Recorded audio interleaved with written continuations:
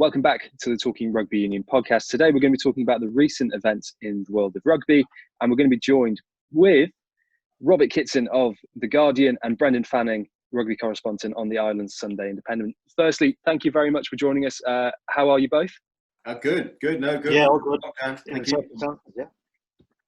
And as ever, Chris Heal is the man behind all this, pulling the strings at the back to make sure it all kind of comes together. Far too glamorous, Joe. Far too glamorous. How you doing, mate? You all right? Yeah, no complaints. I mean, at some point, I know about 5 people are going to walk through the door because Mum's getting back from work. My stepdad's he's had to go do some work of his own, and there's a dog that's probably going to jump on me at some point as well. So if things in my end descend into anarchy, I do apologise in advance. So we already today, there's been several announcements by Premiership Rugby. And then yesterday, the IRFU were talking about the roadmap to return to play, and there's plenty of stuff to be talking about. So I'm going to just go into the big question, as I like to title the first one. Firstly, what are your overall thoughts on rugby returning? Because we've got to this point now where the season would be ending this month. It's not too far from when your summer internationals would be, your warm-up games. We'll start off with Rob. Rob, what are your thoughts about rugby returning at this late stage? I think it clearly depends where you sit. If you're sat in England where we are, and the Premiership Rugby have just announced that they're coming back to training, and they've still got this grand plan to finish the season, and how they're going to cram it in. We'll come to that in a minute. I think it's hard to know. I mean, I'm not it'll surprise you. I'm not a massive my medical expertise is not huge. But you do, read all the guidelines, and you know it's going to be a little bit harder for rugby than it is for a lot of other people. I don't know. I've got to say, I suspect, like just about everybody in rugby, I'm in slightly two minds. We shouldn't forget, there's a much bigger deal going on here than little old rugby. It would be, I think, well, just wrong to be saying, oh, rugby, it's all about us. It's, the Premier League football, it seems to sort of barge everything else out of the way. They're starting, the world's suddenly miraculously fine again. There's Disney birds in the hedgerows, all the rest of it. It's not quite that simple. So, yeah, I think they're being cautious. They have to be cautious. Quite exactly whether it'll all pan out as we want it to pan out, who knows, frankly. Yeah, Brendan, in terms of the Irish point of view, I know a couple of weeks ago they've sort of pinpointed August the 22nd as a date for return, but what's the kind of feeling from your point of view with rugby returning over there? To be honest, I'm almost afraid to have any opinions on this at this stage, for fear that some epidemiologist with a keen interest in rugby will jump up and slap me back down into place, exposing my vast level of ignorance on this subject. Once people start getting into talking about probability, the laws of probability, I must admit, my eyes glaze over. My simple take on it, Chris, is that I struggle to see how a contact sport can be played without us having a treatment. Now, I'm not talking about a vaccine, which clearly could take years, with the exception of the leader of the free world, of course, who will be able to provide a bottle of disinfectant and hurry along that process. The rest of us are going to have to wait until pharma comes up with a treatment. And I think if we had a treatment, and my, again, loose layman's understanding is that there's a country mile between having a treatment and having a vaccine.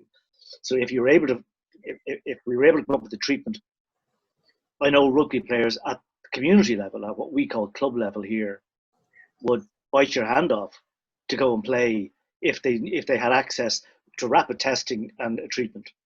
So I don't know if that would clear the picture, but until the medics, the epidemiologists, and the people who are running the country de facto are on the same page as the people who are not, or want to run the country but can't, then sport, as Rob says, is, sport is way back there.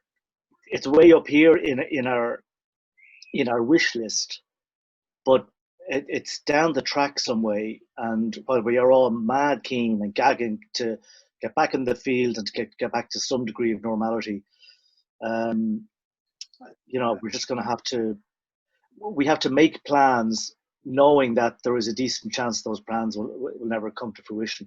I'll give you an example. You mentioned the IRFU, and they've come up with a roadmap, which is basically a collection of signs pointing in various directions, but not without actually telling you anything. But we had a webinar with there's a word that wasn't in my vocabulary up until a few You've months never ago. used that before. No. So I asked Philip Brown at some point, was it feasible, was it credible that we could have a physical contact sport without a treatment? Christ, I thought he was going to cry. And then he just said, oh, look, we have future generations wouldn't forgive us if we didn't make plans, if we didn't do our level best to get the show back on the road. So I definitely detect, and you'll find use of the same language among rugby people now, among administrators. It's like they've all got into one room, well, on a webinar, no doubt, and shared a message. We must be positive. We must make plans. We must, put down pins on the map and say, when we reach this point, we really need to be playing rugby. The reality is none of them have a rashers whether it's going to happen. I think that's really, if I could just, I think that's really interesting, the language of it. But you can see it happening, can't you? You can see horse races just started back over here. Premier League football is going to start. The snooker started. There'll be tennis, and you sort of, you'll get down the list, and they'll be going, well, hang on, what about rugby? And rugby will be going, we've got to catch up here, regardless of, we just have to catch up. Otherwise, we're, as you say, gone for good here. And obviously Darren Childs said very early on he wanted rugby to be the first sport back on television screens, especially in England. Was that statement now on reflection probably maybe just a bit over the top and just not realistic? Not even reflection, it was ridiculous at the time. I mean, imagine, oh yeah, hey, we're going to be the front of the queue, aren't we clever? Look at us. I mean, God, I mean, bless him. That wasn't his finest moment. We all say things, and clearly, as the podcast will prove, all of us talk without necessarily engaging our brains. But that wasn't the greatest, I don't think. No, it wasn't. It's been a rough year for Darren as a whole. Pro 14, Joe, are the same. Martin and Natty was given it we're very confident we get this done, we get that done. The one thing you can't possibly have in this is confidence. It's just it's crazy. You can have a wish list, and you can have desire, and you can dot as many I's and cross as many T's as you can. But the reality is, Christ, I hate to use the vernacular, control the controllables things. This is what players say to me and Rob regularly about learnings, takeaways, and controlling the controllables. But this is beyond most people's control. Like the sport is just waiting for a really good run of luck, and then maybe we'll see where we are then. Can I just come in for just a second? I mean, Ireland, obviously the figures are a lot better. It would appear that the measures have worked better in Ireland. The situation is slightly more under control from this distance. You would have thought as a layman that maybe there's more chance of playing rugby in Ireland in August than possibly there is here. Well, no offense, but comparing ourselves to yourselves, we're the New Zealand of Western Europe. I mean, we're doing okay, but let's be honest. I know what you're going to say. The folks who are running the show over there exactly have been leading you down a couple of cul-de-sacs or on journeys that should never have been undertaken in the first place. But let's not get into that. Our fellas are waiting, petrified for the second wave. That's the reality, and I've noticed it now in my local park. Every time I go out in the morning, I'm coming across more little pockets of cans and bottles from the night before, and places have been locked down, and teenagers who have been incredibly well behaved are now at a point where they're saying, look, we've done this long enough. The social distancing the discipline is slipping off. Everybody is just worried about that the second wave could send us back to ground zero again. If the second wave turns out to be a ripple, great. If it turns out to be a friggin' tsunami, well then Christ knows where we are. It's no good blaming them for your bottles and cans, by the way.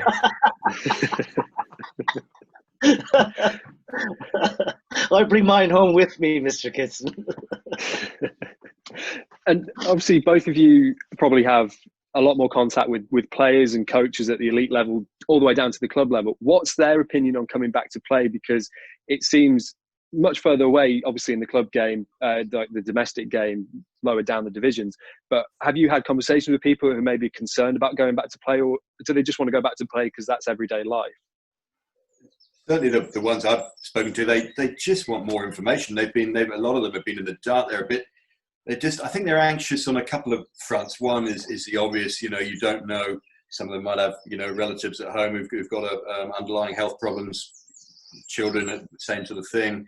I think there's also the sense, well, hang on, if we go back and train now, hang on, and we finish the season, oh, hang on, what happened? Then we start the following season, 2 weeks, it goes all the way through, hang on, it might even go all the way through to the end of next summer. We're going to be in a heap, it's at some point here. So I think there's, I would say, a little bit of anxiety, but mostly a sort of, they're like the rest of us, slightly trapped in a sort of world where they just don't know that the answers are not available. At the elite level for us, our provincial players are on a couple of weeks off. I spoke to one of them this morning. He said he'd been on a bit of a Zoom call with some of the other players the other night, and the main issue was, should he eat the cream cake that he had in his hand, or should he put it down? So he said that there was unanimity that he should devour the cake. So he's got another week or two off, and then it's back to small group training, and then gradually build up to the point, which is the 23rd of August, which is the restart of Pro 14 with local derbies. So a lot of things need to go right to get to that part. If you go down a rung to our club game, and Rob actually would have been in my club on a couple of years ago when he was over doing an Ireland-England game. Very good day it was too. We would have got a feel for that club and what it's about. And they're mad. Everyone is mad keen to play. But they understand that if things were to go really well, there would probably be a price to be paid, and maybe it won't be a national competition. Maybe it'll have to restart as 4 provincial competitions to cut down on travel and to cut down on expense, because clubs have been absolutely hobbled by this at our level, now at every level. But I'm sure it's the same in England.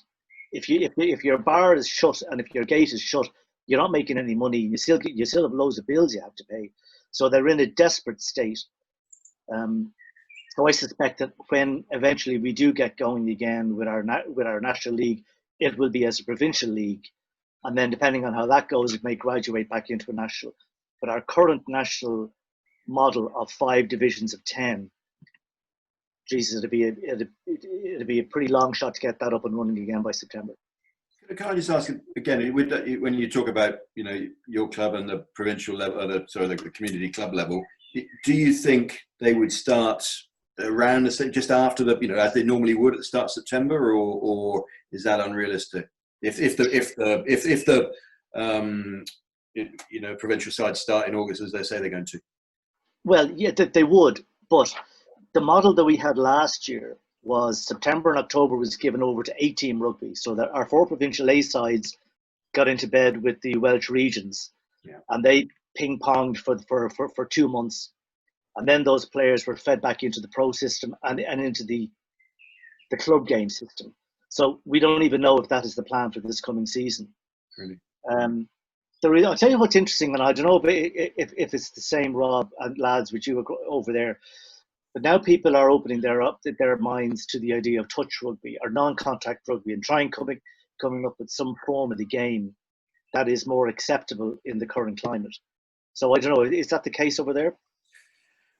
Well, you guys would probably know more than me. I know there's definitely talk about it, but I think what you can't do is start a competition under one set of rules and then suddenly say, "Oh, it's okay, we can start rucking and mauling and scrummaging again now." So yes, I think it would fill a gap in terms of keeping fit, that sort of thing. But nobody's been mentioning competitive touch leagues or that sort of thing over here. I think the fear is as well is that even if you do bring Premiership will be back and Pro 14 will be back, as you mentioned there, Brendan, in this country for the community game, are players going to be worried? Because if rugby is brought back, these players at the top level will obviously be tested for COVID-19. And how easy is it for a club playing National 1, National 2 will be here to get hold of those tests for all of their squad members? And I think that personal risk outweighs any kind of bringing rugby back at the community game. And as you quite rightly mentioned there, Brendan, that these clubs are losing so much money at the moment. You know, they can't get their gate tickets and that through. They can't go to the bars and generate revenue from that point of view. So to think they can afford so many tests to test these players to get back playing in September is a long way off. And I think there's a lot of thought and care that needs to go into the community game, because from my point of view personally, it's kind of been put by the wayside in the last few months, and it's all been about Premiership rugby. Well, yeah, as we spoke about at the start of this, rapid community testing and treatment, they're the two. They're the game changers. If you can get the two of them, then you're in business. Forget about the vaccine, but rapid community testing and a treatment, and we have neither currently. So that's what has prompted the talk, I think, of touch rugby, not so much as a competitive alternative, rather just something to get fellas in and girls in, and to get them using a club facility. Well, mind you, rocking up in their gear and going home in their gear. Not, the doors of the club would probably still be shut. But, geez, I don't think we're talking to the world here, lads. Well, I'm going to say you've got to stay optimistic, haven't you? But you sort of wonder, well, maybe there's the good news about rugby. It's played in the open air, isn't it? There's nothing you would have thought impossible if they're opening markets in street markets in England, which they have done. Well, hang on, what's to stop you putting a trestle table outside your clubhouse in Clontarf or wherever you might be, and selling a few things from there? Maybe that's a hoop that they've got to jump through. But and also I was saying earlier on, if we talk about social distancing, well, listen, there's a lot of junior clubs in England certainly where they've been social distancing for years. We're watching a game of rugby, so that shouldn't be too difficult. Yeah, but that's off the field, Rob, not on it. Off the field. We had a bad day. Our defence was too recognising of social distance. Hey, listen, you're stealing all my jokes. I've been saving that up. I thought there was a reason why you kept mentioning it, Rob. And just in terms of that whole thing, Rob, from a Premiership point of view, do you think because of the cost of testing and getting these players ready to play rugby is why we haven't had the answers that you mentioned that players are so craving at the moment? Well, as I say, they've just announced today that they can go back to training stage 1, which was supposed to be next Monday, but I think they're now able to come back up, as I understand it, from now. So at least that's a start. The answer is it doesn't. I wouldn't want to be the bloke in charge of all this. I mean, let's face it. If you're the chief executive of the Rugby Football Union or the IRFU, or if you're in charge of Premier Rugby, you've got your in tray is pretty stacked, and and as I say, in many respects, your hands are slightly tied. That said, I think there is an element of showing leadership, of keeping everybody in the loop. I think some unions have done that better than others. And I think in the end it comes down to information and being absolutely clear and saying, listen, this is what we need to do. Anything we can collectively do to make it happen, right? This is what we need to do, and make it a team effort rather than, too often in certainly high levels of rugby, there's a sort of, oh, don't know, we'll don't worry, we'll close the wagons, we'll sort it out. We won't tell anybody what we're trying to do. I think this is an absolute case for the opposite. I think everybody's got to be in behind it and get everybody involved and have it with a stake in it would be my thought about it, certainly. And do you think as well, Rob, just on that, and I'll bring Brendan in as well, that we've seen recently that Simon Kemp's been involved a lot more in these conversations, and I know the club's medical staff as well have been involved in the conversation. Do you think that is a positive sort of news that we are hearing? Because from my point of view, it seems for the last couple of months, it's been Darren Childs has said something, and it's been a boardroom level, but to now get the professional medical guys in is definitely a step forward to why it's taken so long to maybe make a decision. Yeah, there's no question that the medical boys have come in and said, right, well, you know, we've got no chance, as Brendan was alluding to earlier, you've got no chance unless you've got to jump through these hoops, which is absolutely fine. I you know, what I do fear slightly is that there's a lot of moving parts, aren't there? There's the medical side, there's the sort of executive side, there's the playing side, and trying to keep all those plates spinning, if you like, is obviously not simple. But yeah, I think the medical side, I mean, clearly they've done a good job. Those people I've spoken to, they've said that you know, it's been quite impressive, the level of detail.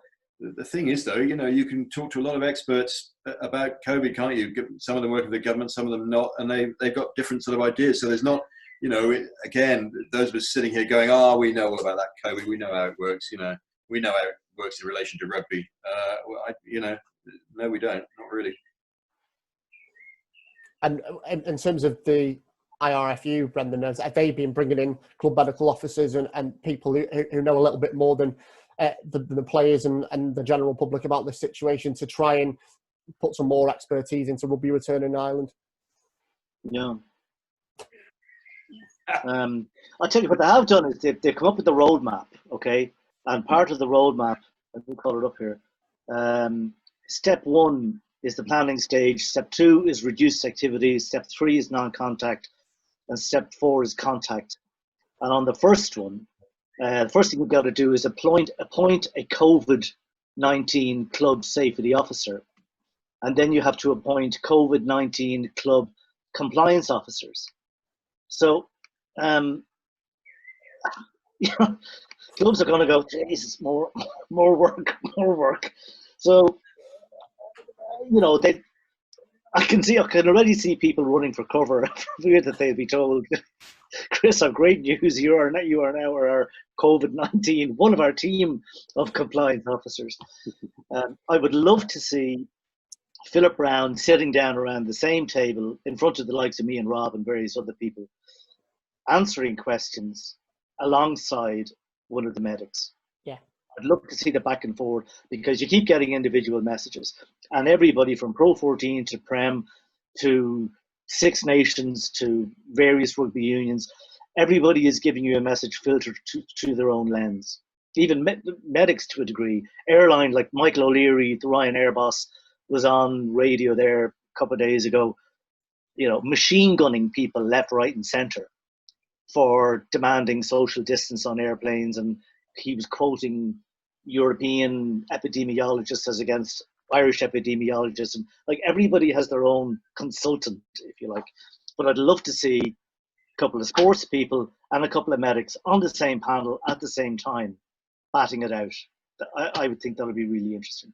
Do you ever wonder what would happen if Michael O'Leary was in charge of rugby? Or it was in, you know, do you ever sort of think what would be? Stop rugby. No, but it'd be interesting, wouldn't it? You know, you sort of, you know, we become used to a certain type, and there's, you know, no individual sort of casting aspersions on anybody, but we've come used to a certain type of rugby official, haven't we? And you might argue that the time is right for a different style. Jesus, I don't know, but that you're leaning a bit for a Guardian man, Rob. You're lurching dangerously to the right. Am I? Yeah. I wasn't meaning to.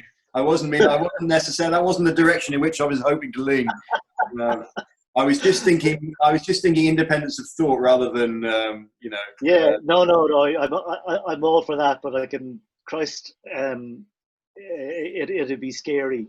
That said, there are a couple of times in the history of Irish rugby where I would have longed for a benign dictator, when to stop clubs squabbling over the shape of the National League or whatever. But yeah, I look to go back to what we were saying on the planning and the medical front and whatever. I really would love to see sports people and medics in public. Obviously, they're talking in private, but I'd love to see them batted back and forward in public, and it would give punters, not to mention journos, maybe a better handle on the degree of complexity involved here, because it really is a head record. And we've kind of seen a domino effect in the last few weeks of summer tours being cancelled, and maybe even autumn tours kind of going down down a similar path. And obviously we've got Six Nations to complete, and they're talking about changing the international calendars to align. So SANZAAR and the Six Nations have been talking about that. Is this kind of a time for rugby to kind of reassess and kind of reevaluate exactly what it is 25 years into professionalism? I think without question, and I think it's happening already. I think there's a big meeting, isn't there, on the 15th of June, when they're going to try and work out what to do with next year. I've just written a column for publication today about summer rugby. Brendan would have written 55,000 columns about summer rugby. I've written about 53,000, but it's suddenly got to the point where actually, we would have been playing. I mean, the weather here has been ridiculous for 6 weeks, isn't it? It would have been essentially summer rugby for the last 6 weeks anyway. Our final over here would have been the 20th of June. If they can somehow play, they'd be training and playing in July and August. They'd be more than happy to. So we're in a funny sort of way. We're here already. How does that change the game? What does it look like if you move the Six Nations to April rather than where it is? We're all, Brendan and I, obviously ever young, but we are, old enough to remember where it wasn't all condensed into one little thing. The fixtures did used to be a little bit further apart. I don't know. Does a pint of Guinness taste worse in May in the sunshine in Dublin than it does in freezing cold in February? It's an interesting one, isn't it? And I think all these things are going to be in the mix, because I don't think the community game can switch to being a summer game. I do think the professional game, because we've all been sat here for years going, oh God, if only rugby got its act together, if it pulled in if it rationalised what it's good at, if it sold itself better, if it was more of a collective enterprise, it could go a long way. And we've sat there and said that, and it's never happened. And maybe just maybe it might, through possibly accident, which is always the way of rugby normally. For me, I wouldn't say the only attraction, but by a distance, the main attraction of a global game is that it allows them to bundle the property for sale to generate the optimum amount of finance, which would shut them up. Because I've had it with people whinging and moaning about the cost of professional rugby when they've proved themselves to be singularly incapable of running the business the way it should be run, and there are a handful of clubs around the place who are able to do that. But if by putting a better structure on the season, we were able to secure the finance of the game, then we could focus more on the game and less on the finance. And can the game survive? And that would make it easier for everybody. But I absolutely understand what Rob is saying about the community game playing through the summer. It would be brilliant in lots of respects. But my own club, we share with a cricket club. So we have it 6 months of the year, they have it 6 of the months. Now, I accept that is a small proportion, but we would, in our country, we would be up bang against GAA right through the summer as well. It would be fantastic to go and watch rugby in summertime and to have a couple of pints out in the sun afterwards. But bear in mind, lads, this is a strange summer we're having. Mostly it's piddling rain for most of our summers. Also, the winter would be pretty drab. How would you get through the winter? What would be on? Well, you see that because I think the community game would still be in the winter for some of the reasons you just outlined. But the professional game would be summer. So you'd have, you'd go and support your local club. You could go and watch schoolboy rugby, or you can go all the bits that don't get the airtime at the moment would get more of that. You just move. You need a complete separation there, Rob, between church and state. So, for example, Rob Kitson, who's a pretty handy player, who is playing club rugby in a community club, has ambitions to be a pro, and maybe Exeter are having a look at him, and once they take him, he's gone. He can't go back to the club because they're playing at different times of the year, and that may be the price we pay, where we have no connection between the community game and the pro game anymore. Maybe that is the price. Well, I think there's a fitness thing involved in that as well, isn't there? But you would think that would be possible. It would give people more chance to play. I mean, you just want people to play, don't you? We've had this is another discussion, but you want people to play at 18, 19, 20, whether it's at uni, whether it's coming out of school, whether it's at clubs, whatever it might be. At the moment, just sticking them in an academy bench where they're getting 2 minutes of an A-League game where the opposition have got a whole lot of ringers. It just, certainly over here, it's not ideal, whatever anybody says. And so, yeah, I think there's certainly a big improvements to be made in that area, I would say. Is that not like a New Zealand model to have a different club game and then a kind of overarching club game such as the Premiership or Pro 14, where you can kind of send players in the winter to develop and then bring them back in the summer for that kind of thing? But there'd obviously have to be a lot of player welfare done in all that as well. Yeah, I think it is. I mean, you've got to be a little bit careful because the New Zealand model, South African model, Irish model, everything's a flavour of a month for 2 hours. But no, I think New Zealand, the proof's in the pudding, isn't it? They concentrate schoolboys, in your teens primarily. They haven't got a lot of, you're not in an academy at 13 in New Zealand, as I understand it's weight restrictions and what have you. And their big side is the sort of New Zealand schools and then New Zealand Colts, and off it goes. And I just think it's a healthier way.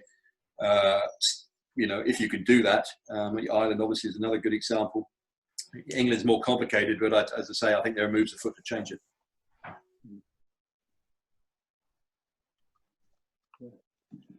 What else have we got written down here? Oh, yes, the joys of salary caps for anyone who's kind of seen some of the releases this morning. All 52 points of Lord Miner's report have been supported by the 13 PRL teams. So that would be including Saracens and Newcastle Falcons, who were newly promoted to the Premiership. That must be massively positive, considering what Bristol said last week, was it, about maybe not supporting the marquee players item on there? First, I was hoping that Brendan was going to read out all 52 of those recommendations. I know he's got them handy, but I'll just while he's just preparing for that. I think it's a massively positive step because there's been so much division. It's remained so much division in rugby, not just England. And so it's quite rare to find unanimity on anything at all, particularly when if you read them, and when Brendan does get around to reading them, he'll go, blimey, has he recommended this? This is quite strong stuff. There's some big stuff in there about fit and proper people being involved in your club, about agents, about there's a long list about if Saracens, if something like that were to happen again, the titles would be stripped.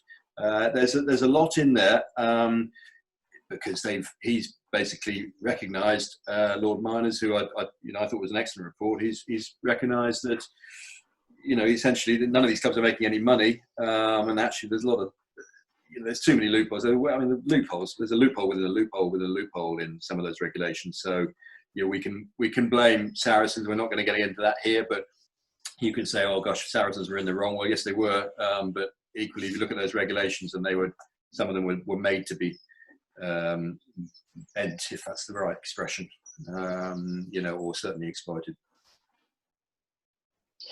Did you just get your greasy paws on those 52 points, or were they put into the public domain, Rob?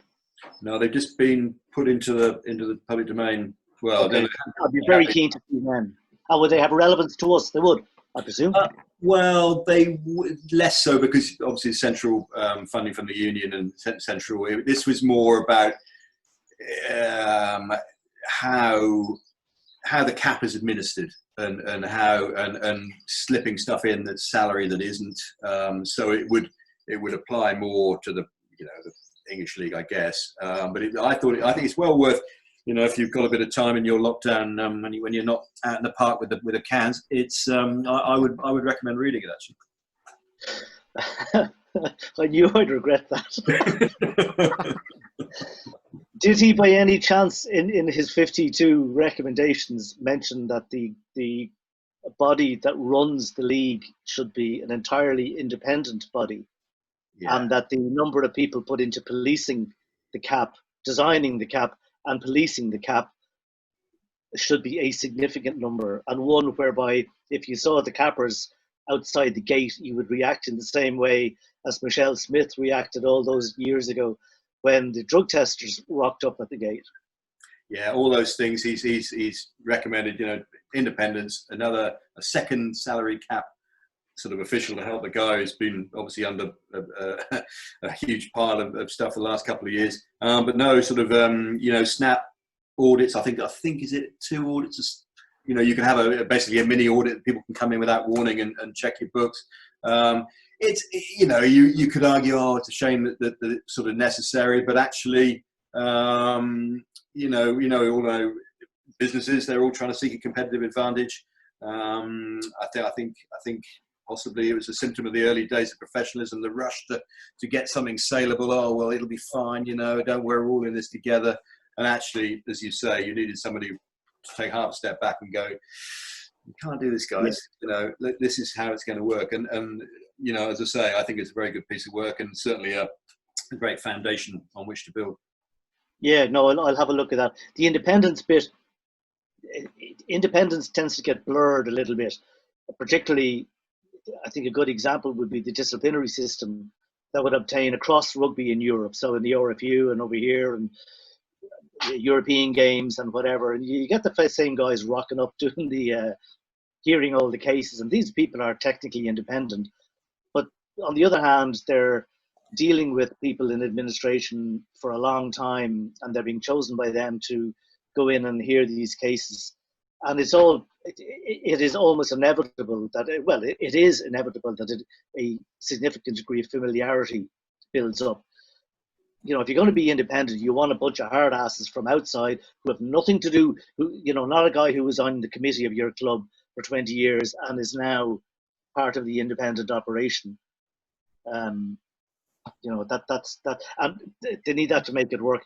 And you're right, Rob. People shouldn't say, "Oh God, isn't it terrible that we need this?" No, it's not. That's the way of the world, and the level of comfort that would give people if they knew it was being really tightly policed, I think would be really good. Mm-hmm. Well, I think it's certainly laid down the law anyway. But the proof will be in the pudding as always. But you would think they'd have to listen pretty strict things in there, certainly. And is that likely all to be locked down, excuse the pun, ready to rock when you kick off again? Should be. I mean, as I say, they've just approved them all today, and they've got to go through the nitty-gritty. There's little things like marquee players. At the moment, you're allowed 2 marquee players in the Premiership over and above your salary cap. Well, clearly that inflates it big time. His recommendation, I think, was that, hang on, you can't have this because, then it opens a big can of worms in terms of where the ceiling is in reality. So you would think they would go, but that's to be discussed. The clubs would have to agree that. But at least they're taking it on board to have a review of it. Okay. Yeah, that's it. I'll have a look at that. And I know we weren't going to bring Saracens into the conversation, Rob, but one of the kind of news lines that's come out over the last couple of weeks is maybe central contracts as well for these Saracens players moving forward. Is there anything in that at all, or is that just a bit of a news line at the moment?